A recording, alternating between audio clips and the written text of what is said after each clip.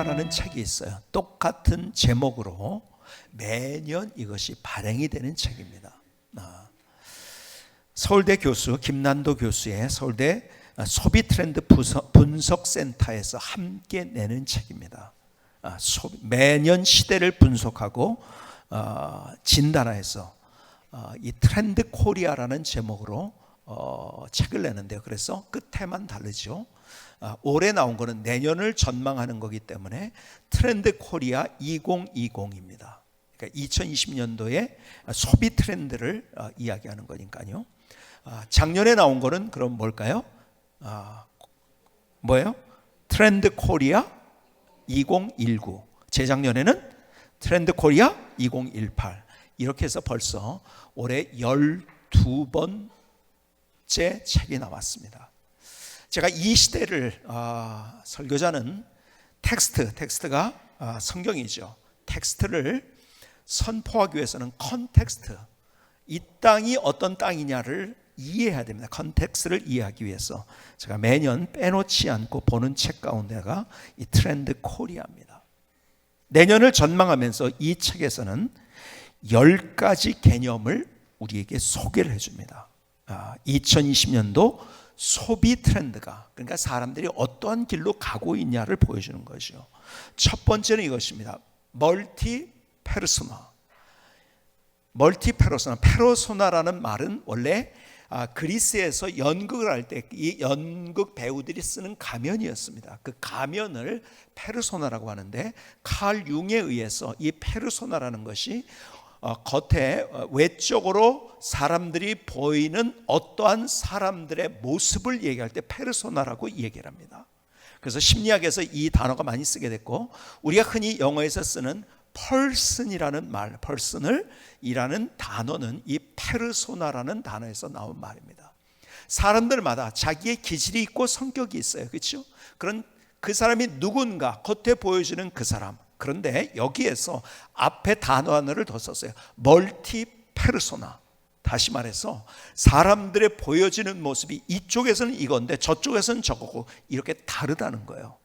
직장 생활할 때는 그렇게 직장 생활하는데 반듯하게 하는데, 또 나와보면 아주 자유방만하게 살고 또 막 그냥 마음껏 자기가 누리고 싶은 걸 누리고, 직장에서는 규칙을 잘 지키는데 또 나와서는 그러고, 뭐 집에서는 또 그렇고, 또 우리로 따진다면 교회에서는 거룩한 것 같은데 밖에 가면 또 안 거룩한 것 같고, 그러니까 우리의 얼굴이 너무 여러 개라는 거죠. 그렇죠? 그래서 여기에서 이런 얘기를 합니다. 나 자신을 얘기할 때 나 자신을 영어로 얘기하면 myself입니다. 그렇죠? myself.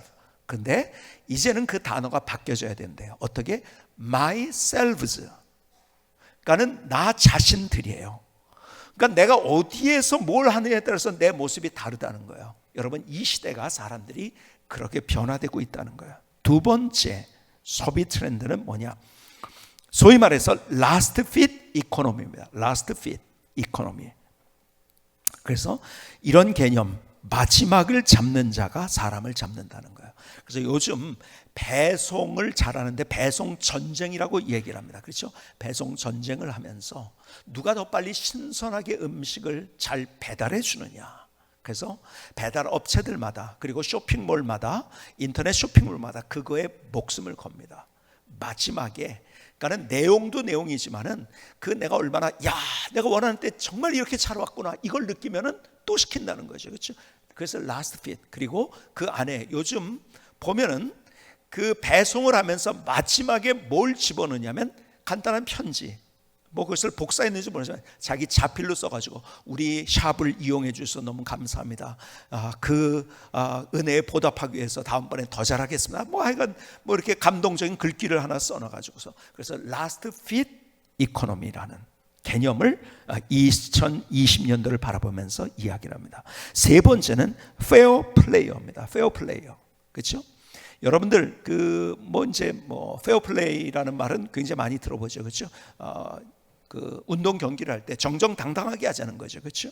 그런데 fair play라는 말은, fair라는 말은 공정하다는 말이죠. 그렇죠? 근데 공정성이 강조가 된다는 거죠. 그러니까 대학에서 예를 들어서 옛날에는 그룹 시험 혹은 그룹 과제물이 있었는데 이제는 시험 그룹 과제물을 내주는 교수들이 인기가 없대요. 왜 그러냐면 그러면 공정하지 않기 때문에. 왜 그러냐? 예를 들어서 이런 거죠. 옛날에 같이 모여서 같이 공동체가 됐어요. A를 맞아도 같이 잘 돼도 망해도 같은 공동체예요. 그렇죠? 그거를 사람들이 누렸는데 이제는요 그건 안 된다는 거죠. 예를 들어서요 10명의 그룹이 있습니다. 혹은 5명의 그룹이 있습니다. 혹은 4명이나 9명이 열심히 했어요. 근데 한 명이 열심히 안 했어요. 근데 열심히 안 한 채 다른 사람이 잘해서 A를 맞아? 이건 it's unfair.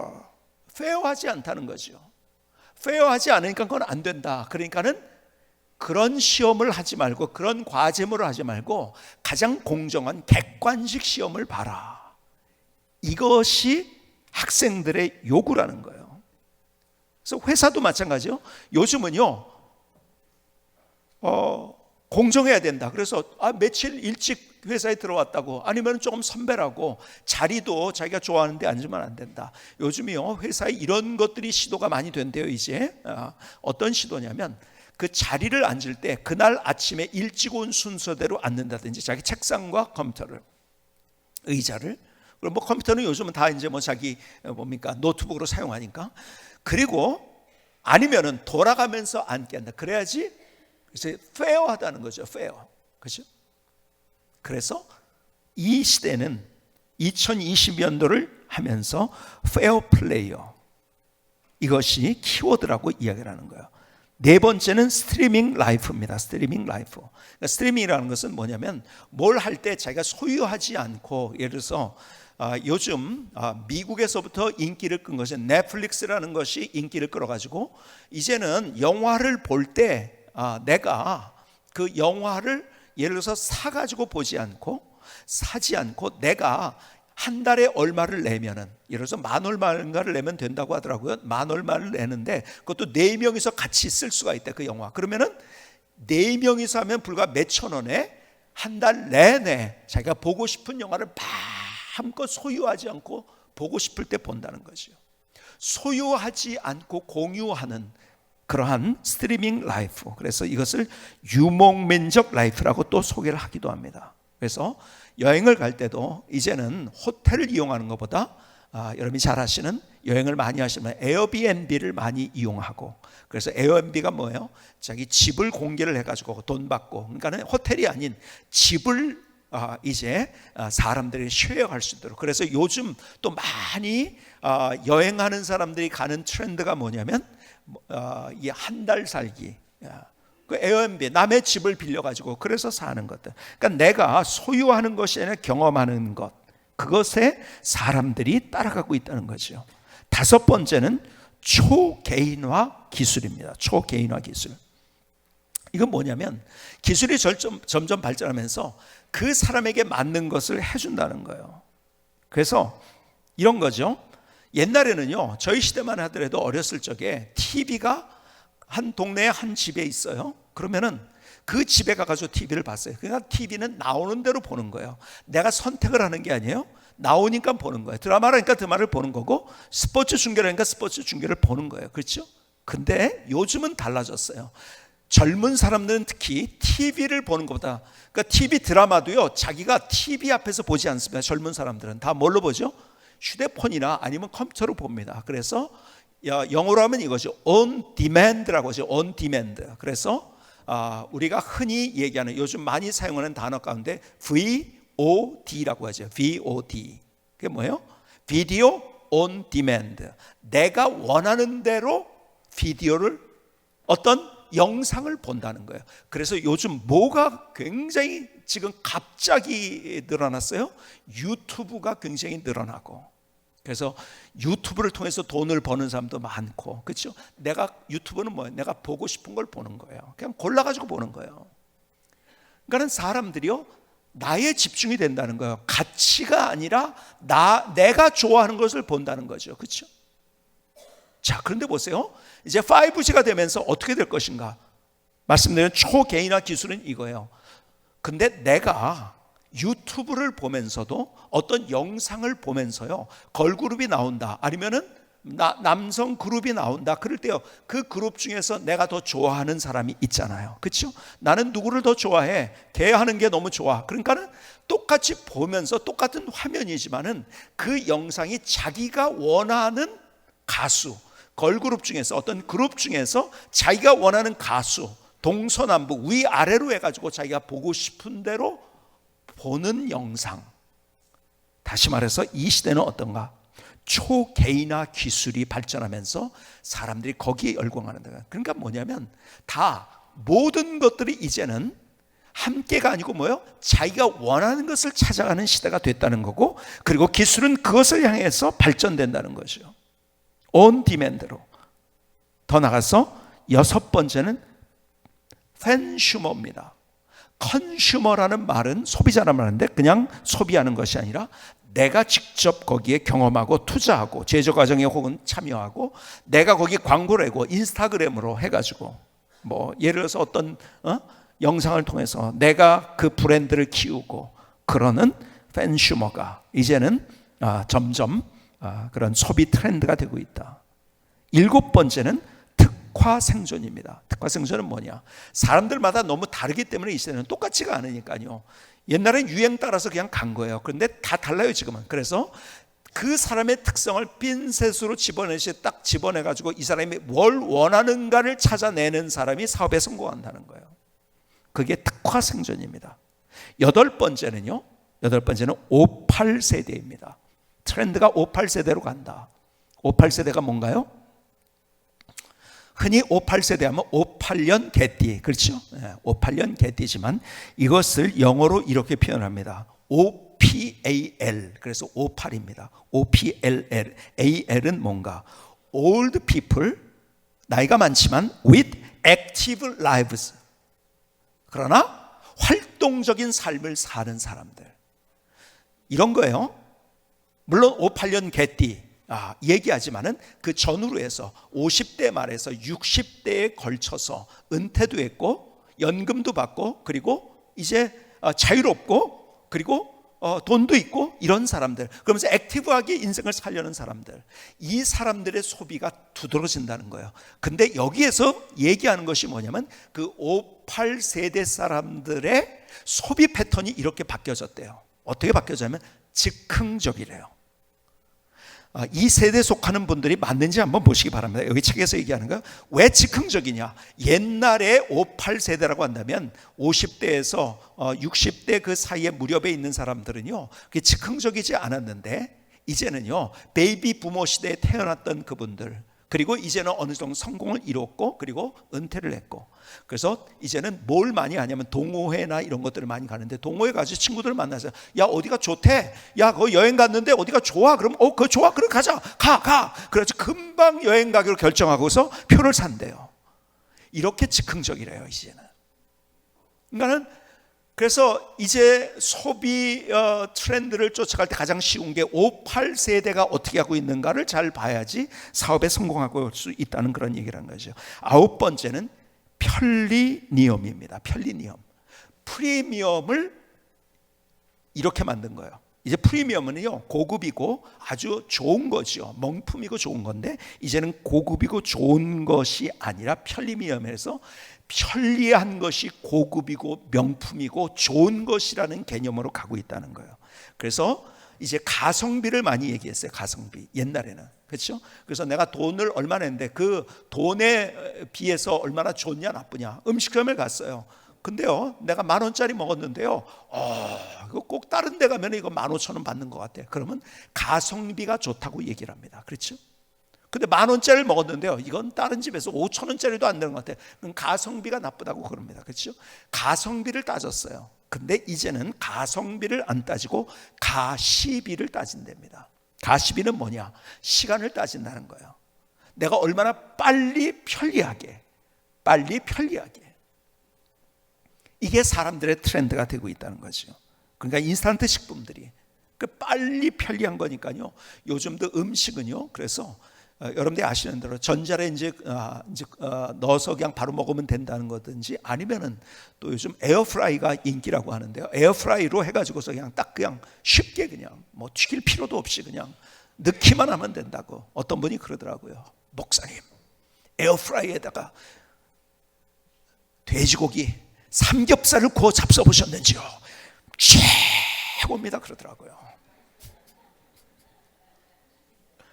그러니까 편리한 것, 그리고 그것이 가치 있는 것이고 명품이라는 거예요. 편리니엄입니다. 마지막 10번째가 업글 인간입니다. 업글 인간. 업글 인간이 뭐냐면, 옛날엔 스펙을 얘기했는데 이제는 업글이라는 것은 업그레이드의 준말이에요. 그래서 업글 인간이라는 것은 이제는 자신을 업그레이드하는 시대가 됐다는 거예요. 무슨 시대냐면, 옛날에는 내가 어느 회사에 들어가기 위해서, 또 그 회사에서 일을 잘하기 위해서 많은 스펙을 쌓았는데, 그것 때문이 아니래요. 자기 자신을 위해서 자기 자신을 업그레이드하는 것.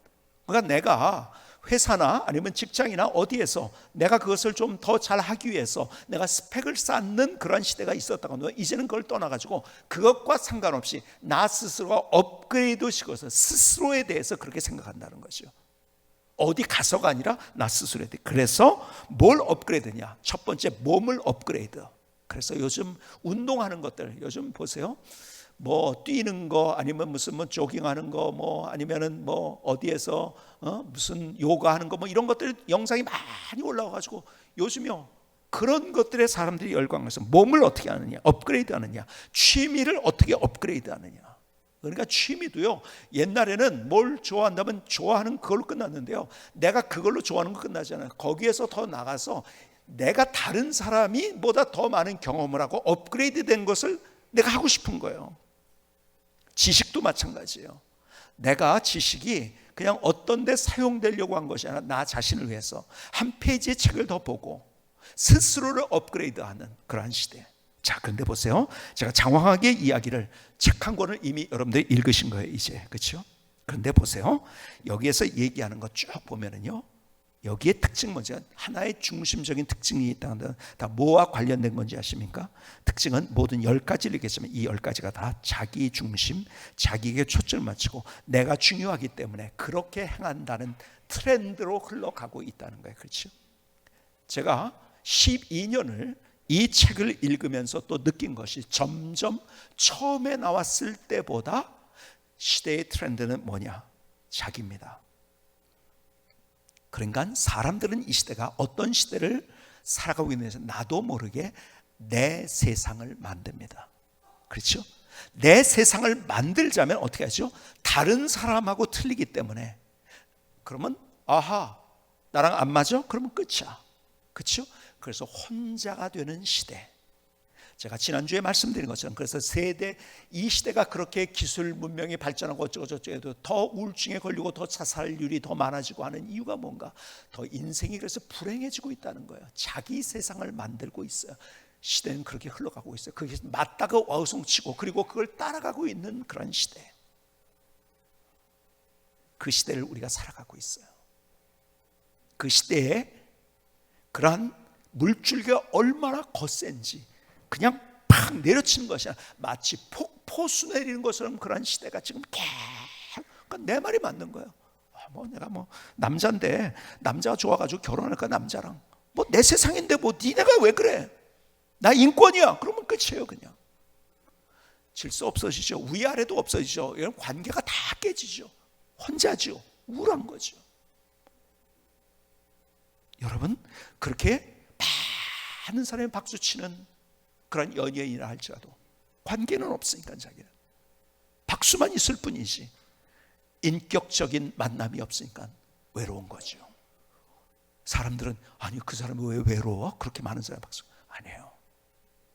박수가 중요한 게 아니라 함께 할 수 있는 사람이 필요한, 어쩌면 더 시대. 그래서 유명한 미래학자가 엘빈 토플러가 벌써 몇십 년 전에 제가 학교 다닐 때 읽었던 책, 제3의 물결이라는 책에서 그는 이렇게 얘기합니다. 하이테크 시대는 하이터치 시대가 될 것이다. 왜요? 다 혼자니까 누군가 좀 터치해 주기를 원하는 그런 시대. 혼자라는 거예요. 그런 우리를 향해서 오늘 본문은 우리에게 이렇게 얘기합니다. 오늘 갈라디아서 6장 6절을 다시 한번 보실까요? 6장 6절. 가르침을 받는 자는 말씀을 가르치는 자와 모든 좋은 것을 함께 하라. 가르침을 받는 자는 말씀을 가르치는 자와 모든 좋은 것을 함께 하라. 여기에 함께라는 단어가 있어요. 그리고 목사 입장에서 이 귀절을 이렇게 이해할 수 있기가 쉽습니다. 내가 가르치는데, 오늘 본문에 있는 대로 가르침을 받는 사람들은 나한테 좋은 거 다 가져와야 돼. 그렇죠?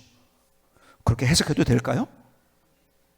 가르침을 받는 자는 말씀을 가르치는 자와 모든 좋은 것을 함께하라.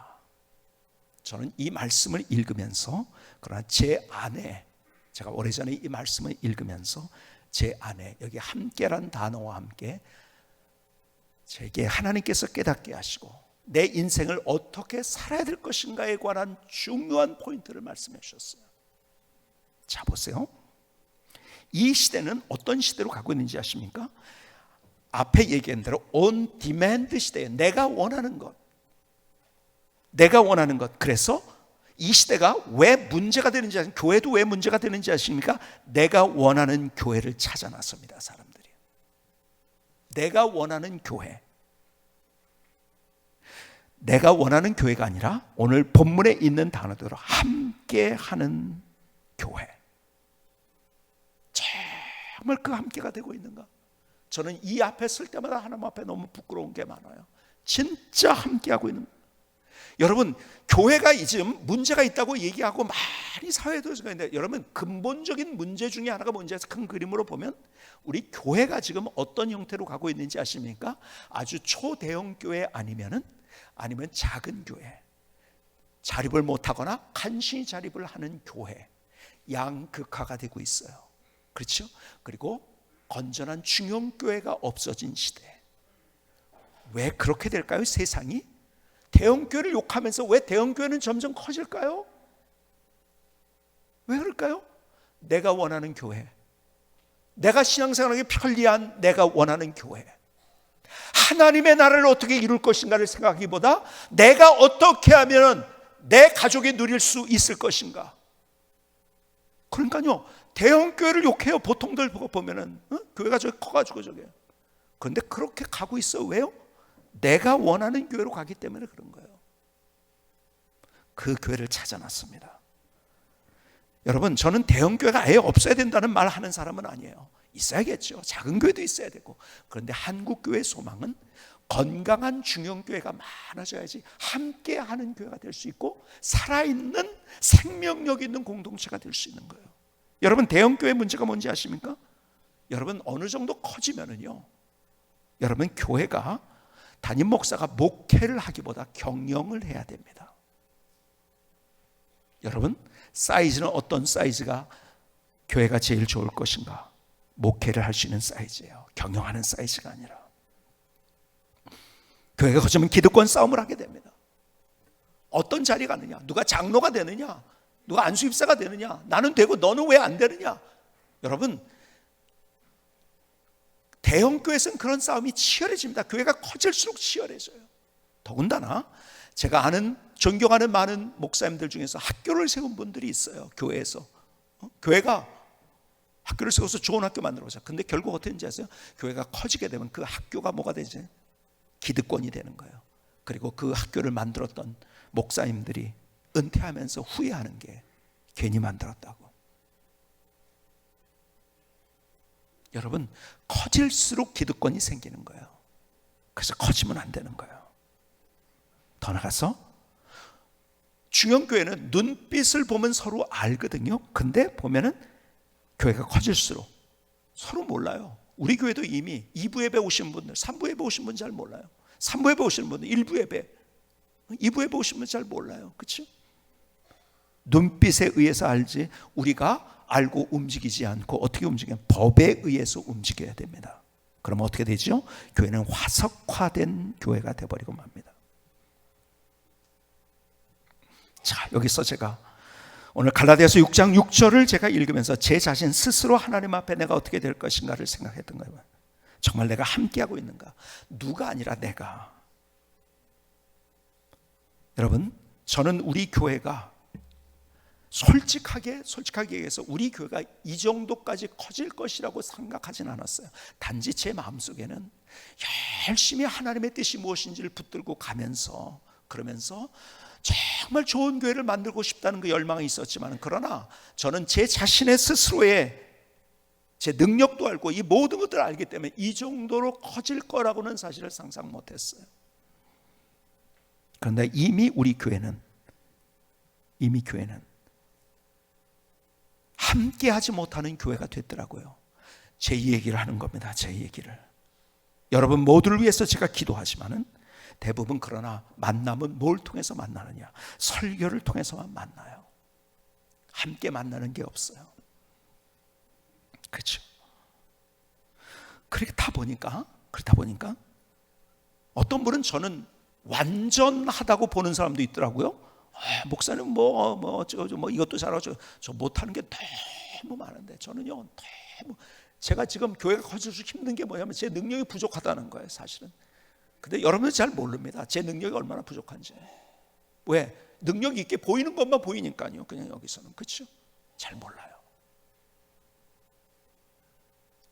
그리고 또 여러분이 저를 볼 때도 오해하거나 잘못 이해할 때가 너무 많이 있어요. 흔히 전에도 그런 얘기했지만, 어떤 분이요, 저기에서 뭐 브로치를 달고 왔나 봐요. 그래서 뭐 얘기하다가 저는 뭐 아무 생각도 없었어요. 근데 그분이 가가지고서 나중에 사람들에게 그러더라고요.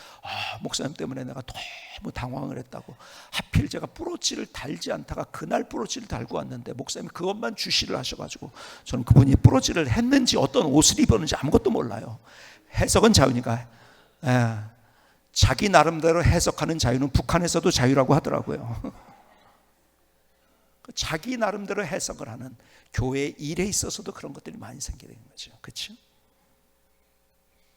그리고 목사를, 저는요 오래전에 제가 우리 교회는 왜 성도님들이 이렇게 문제가 많을까, 문제 있는 성도님들 속에 제가 둘러싸여 있어요. 무슨 얘기냐면, 개인적으로 가정이 힘들고 뭐 사업이 어떻고 직장이 어떻고 무슨 누가 우선 중독에 빠져 있고 막 긴급하고 막 어떤 싸움이 나가지고 새벽 2시에 전화가 왔어요. 막 긴급하게 불러가지고, 목사님 빨리 좀 와주세요. 그래서 가봤더니 왜 그러냐면요, 부부싸움 하느라고 그거 말려달라고 저를 부른 거예요. 왜 문제가 많은가? 근데 보니까요, 우리 교인들처럼 참 문제 없는 데가 없더라고요. 나중에 보니까 저는요, 목사를 찾아올 때는 긴급할 때 찾아와요. 그렇죠? 그리고 문제가 풀린 다음에는 목사님 이렇게 잘 됐어요 하는 얘기를 하는 분이 거의 없더라고요. 그래서 저는 문제가 안 풀린 줄 알았어요. 근데 너무 잘 풀리고, 아니 거기에서 정말 기가 막힌 역전의 드라마를 경험했더라고요. 그러니까 어느 순간에 보니까는, 목사님 바쁜데 이제 해결됐으니까 이제, 그러니까 저는 해결된지 모르고서 매일 왜 우리 교인들은 이렇게 힘들까 그랬더니 너무너무 다 잘 된 거예요. 그렇죠? 그러니까 함께 하는 것. 사실은 저도 우리 교회가 점점 더 커지게 되면, 제가 담임 목사가 아니라, 목회하는 담임 목사가 아니라 경영하는 담임 목사가 된다는 것, 이것이 오늘 본문의 말씀을 보면서 제 마음을 너무 힘들게 하는 거예요. 여러분, 함께하는 교회가 돼야 되는데, 사실은 하나님 앞에서 말씀을 읽으면서 제 안에 제일 힘든 것 가운데 주님께서 항상 말씀해, 진짜 함께하는가 우리가? 설교도 하고 뭣도 하고 저쩌고. 그래서 제가 자닥할 때가 많아요. 근데 이것 때문에 그분 내가 이거 타치해 줬어야 했는데, 이걸 도와줬어야 했는데, 이러냐고 물어봤어야 되는데, 뭘 했어야 했는데, 전화 한 번 해줬어, 뭐 했어야 했는데, 그걸 못한 거예요. 그분 더 상처받았겠다. 제가 그 성경 구절 가운데서 제일 늘 언제나 제 마음속에 자꾸 부딪히는 말씀이 뭔지 아세요? 소자 하나를 실족시키면은 연자 맷돌을 메고 바닷속에 빠지는 것이 낫다는 거. 그러니까요, 나 때문에 상처받은 사람 없을까? 이게 너무 제 자신 스스로가 힘든 거. 왜? 내가 그 사람에게 해줘야 될 것을 못했으니까. 여러분, 정말 좋은 교회가 어떤 교회인가? 하나님이 원하시는 교회가 어떤 교회인가? 함께하는 교회예요. 근데 우리 교회가 어쩌면 지금 그 어디로 가야 되는가 하는 갈림길에 있다고 생각해요. 지금 우리 교회를 객관적으로 볼 때 잘 보세요. 우리 내부에서는 우리끼리는 너무 좋아요. 정말 우리 교회처럼 분위기 좋은 교회 있을까요? 저는 정말 자랑스러워요. 우리 교회가 얼마나 자랑스러워요. 여러분들의 그 사역하는 모습이 얼마나 기가 막히고 자랑스러운지 너무 자랑스럽고 갈등 없이 정말 이렇게 하나 되고 뭐 갔다가 생각이 다 다르죠. 그러나 결국은 다 하나 되어서 같이 이렇게 갈등 없이 가는 교회가 정말 이런 교회가 있을까? 저는 여러 목사님과 여러 다른 교회 성도들 만나면서 우리 교회가 얼마나 자랑스러운지. 그런데 문제는 이거예요. 우리끼리만 좋은 교회가 되고 있지 않은가? 여러분, 예루살렘 교회는 자기끼리 좋았어요. 얼마나 부흥했는지 아세요? 얼마나 자기끼리 자기 있는 것을 자기 것이 아닌 거 나눠주고 베풀어 줬는지 아세요? 그런데 그들은 밖을 향하지 못했어요. 하나님이 예루살렘 교회를 사용하지 않으신 거예요. 그렇죠? 여러분, 우리는 우리끼리만 좋은, 벌써 하드웨어도 마찬가지예요. 주차장도 마찬가지예요. 우리 교인들은요, 열심히 나오시는 분들은 어떻게 주차하면 알아요. 이제 거기다 두고 오면 되겠다. 그래서 좀 것들에도 어떻게 하고 하는데, 처음 오는 사람은 주차할 데가 어딘지 아나요? 그리고 여긴 다 차 있는데요. 화나서 몇 바퀴 돌다가 그 다음에 안 나와요. 제가 그런 얘기를 많이 들었어요. 우리끼리는 너무 예배 드리고 우리끼리 좋아하기엔 너무 좋은 교회가 됐어요. 그런데 정말 예수 믿고 교회에 와야 되는 사람이 오기는 힘든 교회가 된 거예요. 하드웨어가 차서. 여러분, 늦게 오면은 낑겨 앉아야 돼요. 그러니까는 새로운 분들이 여러분 한 시간 앉아 있는 것도 얼마나 버거운 일인데요. 낯서니까요. 교회 예배를 드려보지 않았으니까요. 그런데 끼어 앉으면 너무 힘든 거예요. 그 다음부터 안 나와요.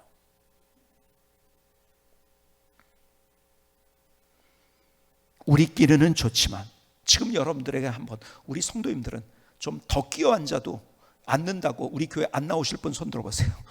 없죠? 우린 다 나올 거예요. 그런데 우리가 아니라 우리가 다른 사람을 생각하고 있는가?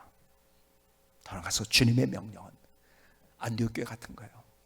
자기들이 가진 것을 함께, 그들이 함께하면서 하나님의 뜻이 무엇인가를 분별했어요. 손해보는 거였죠. 자기들 모든 에너지인데요. 구원금도 그랬어요. 그들은.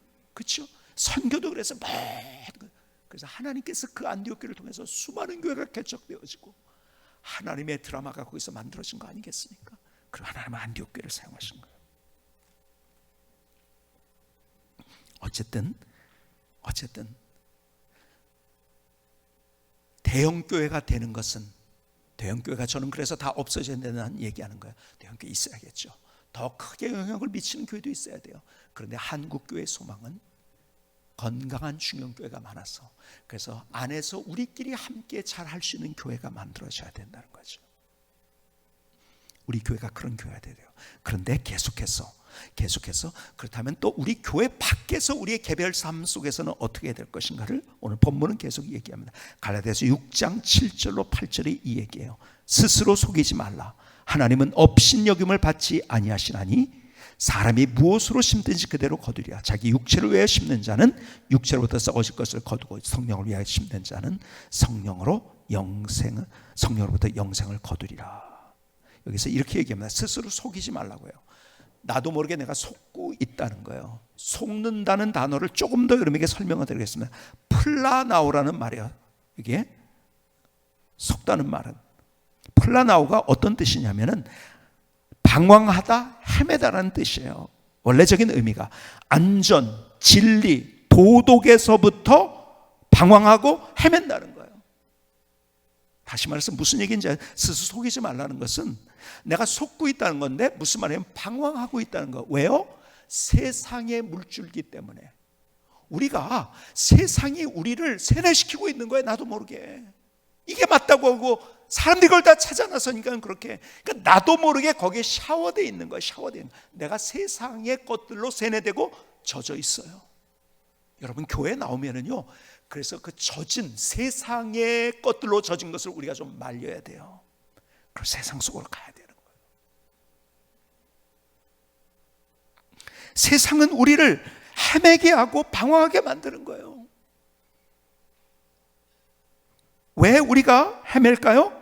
방황할까요? 나도 모르게 내가 방황하는지도 모른 채로 방황하고 있어요.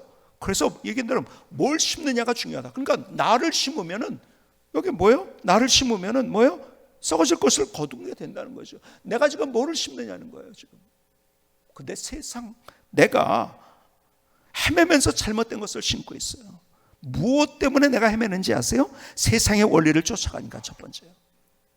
그렇죠? 앞서 얘기한 대로 세상은 뭐라고 얘기합니까? 내 세상을 만들라고 해요. 그게 멋있다고 얘기해요. 그게 진짜 멋있다고 얘기해요. 결국 그것은 육체로부터 썩어질 것을 거두게 되는데, 우리는 거기서 멋있어요. 내 세상을 만들려고 해도 얼마나 멋있나요? 이것처럼 멋있는 얘기가 있을까요? 근데 그게 망한다는 거예요. 열매가 그걸 보여주고 있잖아요. 그렇게 갈수록 사람들이 더 불행하게 살고 있잖아요. 그러니까 내 세상을 만드니까, 내 세상을 만들려면 어떻게 됩니까? 나와 다른 사람은 안 좋은 거예요. 그러니까 자꾸 분리되는 거죠. 혼자 되는 거죠. 가정도 깨지고 친구 관계도 깨지고. 여러분, 그래서 제가 얘기했지만 그렇게 살았던 사람의 대표 주자가 누구라고 했어요? 니체라고 했잖아요. 그렇죠? 니체. 야, 네 세상 만드는 거야. 네가 할 수 있어. 너. 야, 내가 그렇다고? 내 세상 만들면 된다고? 내가 능력이 있다고? 결국 그런 사람이 어떻게 됐어요? 다 마지막에 친구 하나 남았는데, 바그너라는 친구 남았는데, 제가 말씀드린 것처럼 그 친구가 또 마저 원수 됐어요. 미치고 하게 됐어요. 불행한 거예요. 여러분, 그게 결론이라는 걸 오늘 본문에서 우리에게 보여주고 있는 거예요. 세상의 원리를 쫓아가면. 더 나아가서 우리가 감정과 느낌을 쫓아갑니다.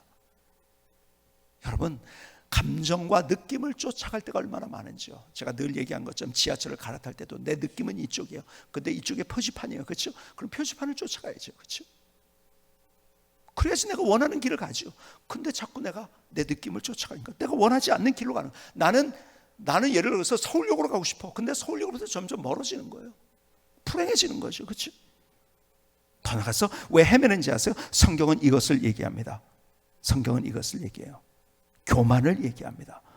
오바댜서 1장 3절에 보니까 너의 마음의 교만이 너를 속였도다. 나도 모르게 내가 속고 있어요. 나 자신에 대해서. 왜 그런지 아세요? 교만 때문에. 교만이 뭡니까? 이것도 다시 얘기하면 세상이 얘기한 거야. 나 중심적인 거예요. 그렇죠? 하나님의 말보다 내 말이 맞다. 그 사람의 말보다 내 말이 맞다는 것. 최고의 교만이 뭔지 아세요? 최고의 교만은 교만한 줄 모르는 게 제일 교만한 거예요. 교만한 줄 모르는 게 교만한 거예요. 우리는 얼마나 내 생각이 맞다고 하나님 앞에서도 아우성치는지요. 그게 멸망의 길이라고 얘기하는데요. 썩어질 길이라고 얘기하는데요. 그래서 오늘 본문은 이 얘기하고 있는 거예요. 그래서 늘 우리가 하나님의 말씀 앞에 서야 되는 거예요. 하나님의 말씀 앞에. 한번 따라해보세요. 하나님의 말씀 앞에 서자. 자, 보세요. 말씀 앞에 선다는 게 뭐예요? 제가 이런 비유를 여러분에게 드렸죠. 표지판이에요. 표지판이 있어요. 예를 들어서 서울역을 가려면 이쪽으로 가야 돼요. 내 느낌은 이쪽이에요. 자, 그러면 여러분 어디를 선택합니까? 내 느낌을 선택한다. 1번. 표지판을 선택한다. 몇 번? 2번. 몇 번이요? 1번 선택하실 분. 바보 같은 거죠. 자, 근데 문제는 이거예요. 선택한다고 했지만 선택해서 가는 게 얼마나 어려운 일인지 아세요? 자, 보세요. 분명히 이쪽으로 됐지만은 나는 느낌이 이쪽이니까 내 마음속에 뭐가 드는지 아세요? 불안한 마음이 드는 거예요. 그렇죠? 아, 이쪽으로 가는 게 맞는 것 같아요. 저쪽 표지판 잘못된 거 아니야? 아, 이거 뭐 가다가 또 잘못돼서 나 헤매는 거 아니야? 내 불안한 마음이 드는 거예요. 왜? 내 느낌은 이쪽이니까. 그렇죠? 내 감정은 이쪽이니까요. 여러분, 우리가 하나님의 말씀 앞에 설 때 우리 안에 제일 먼저 부딪히는 것이 뭔지 아세요? 불안한 마음이에요. 그래서 포기하고 싶은 거예요. 그래서 오늘 본문이 이 얘기를 하고 있는 거예요. 갈라디아서 6장 9절이 이렇게 얘기하는 거예요. 계속해서 우리가 선을 행하되. 선을 행한다는 것은 그냥 뭐 이렇게 뭐 저기 거지한테 돈 주고 뭐 이런 얘기가 아니에요. 선을 행한다는 것은 하나님의 말씀 붙잡고 쫓아간다는 거예요. 표지판을 붙잡고 쫓아가는 거예요. 선을 행하되 낙심하지 말지니 포기하지 아니면 때가 이름에 거두리라. 하나님의 말씀 붙들고 가는 것은 내 느낌하고도 다르고 세상의 원리와도 다르기 때문에 여러분, 불안한 게 맞습니다. 안 불안하면 문제 있는 거예요. 왜? 세상에서 세뇌된 것과 내 느낌과 내 생각은 너무 하나님의 말씀과 다르기 때문에. 그렇죠? 근데 오늘 본문은 그거예요. 그것을 넘어서서 포기하지 말고 그 표지판대로 가야 된다는 거죠. 하나님의 말씀대로. 그럴 때 하나님께서 우리에게 주시는 두 가지가 있어요. 두 가지가 있어요. 여러분, 처음엔 불안한 것 같아요. 그 불안해도 하나님의 말씀 붙들을 때 하나님께서 성경에서 우리에게 얘기해 주는 거예요. 우리가 기도하면서 그 길을 따라갈 때 우리 안에 세상이 알 수 없는 평안을 주십니다. 하나님이 인도하신다는 거예요. 그리고 그것을 통해서 하나님의 드라마가 뭔지를 보여주세요.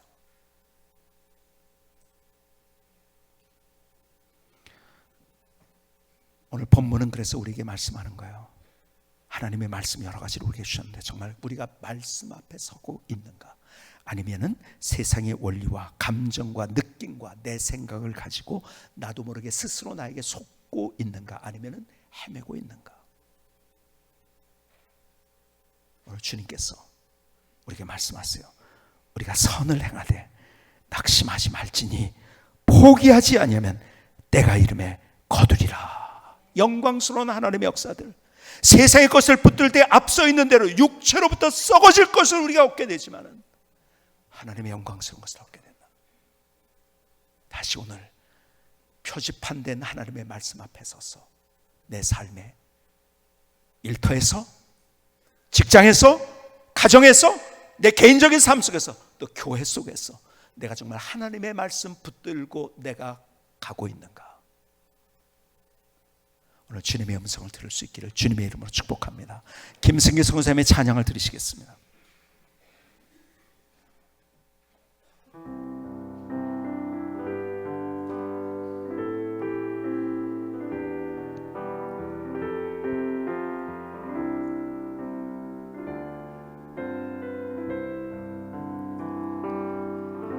주님 말씀 앞에 참 자유가 있어요. 이젠 더 이상 헤매지 마세요. 주님 말씀 안에 참 자유를 누리세요. 이젠 더 이상 방황하지 마세요. 세상의 원리가 유혹해도, 감정이 미혹해도, 나의 생각이 맞는 것 같아도 말씀 앞에 표지판을 바라보세요. 이제 주님 안에 참 자유를 누려요. 임마누엘 주님이 나와 함께 하세요. 멋진 인생의 길을 누리세요. 주님의 말씀 안에 참 자유가 있어요. 이젠 더 이상 헤매지 마세요. 주님의 말씀 안에 참 자유를 누리세요. 이제는 더 이상 방황하지 마세요. 세상의 원리가 유혹해도, 감정이 미혹해도, 나의 생각이 맞는 것 같아도 말씀의 표지판을 바라보세요. 이제 주님 안에 참 자유를 누려요. 임마누엘 주님이 나와 함께 하세요. 멋진 인생의 길을 누리세요.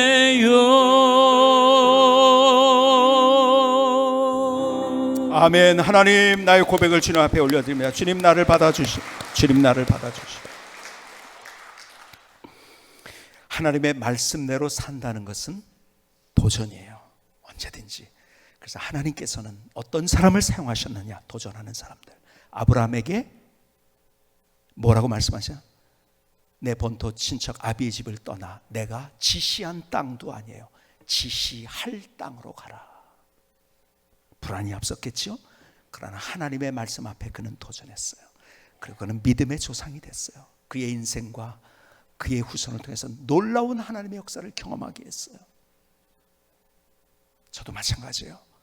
이제까지 목회하는 가운데에서 수많은 것들, 내가 하나님의 말씀을 따라야 될 것이냐, 아니면 세상 사람이 이렇게 하니까 그걸 따라야 되느냐. 여러분, 하나님의 말씀을 붙들고 따를 때마다 그것은 쉽지 않은 선택이었고 도전이었었어요. 제가 총회장을 하려고 하지 않았지만 옆에서 아우성을 치면서 해야 된다고, 개혁을 해야 된다고 존경하는 선배 목사님들부터 시작해서, 그래서 우리 교회로 찾아오고 했을 때 그걸 결심한 다음에도 선거는 돈입니다. 주변에 이렇게 얘기하는 사람 많았어요. 목사님, 선거는 돈입니다. 봉투 돌려야 됩니다. 근데 단호하게 제가 얘기했어요. 내가 봉투 돌려서 내가 총회장에 당선이 돼도 그건 하나님 앞에 맞는 것이 아니다.